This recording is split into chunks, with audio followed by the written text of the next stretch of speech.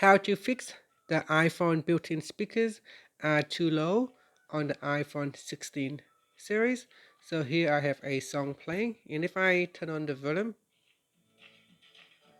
it's still quite too low. It's playing sound, but it's still quite too low.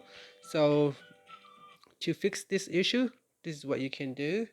Now first, also you want to check to make sure the speakers are not being blocked by a case. If you have a case, make sure it is not being blocked.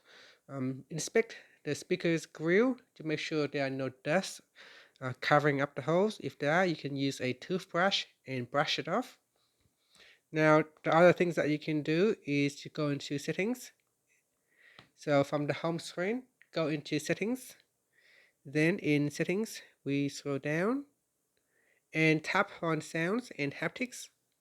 After that, we scroll down and then tap on built-in speaker and tap on volume limit.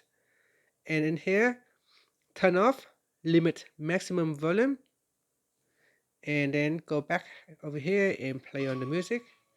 Now press on the volume up key. And you can hear the music is much louder. And if here I turn it down, so if I turn on my limit maximum volume, then immediately the volume will get reduced from the built-in speakers. And that's it.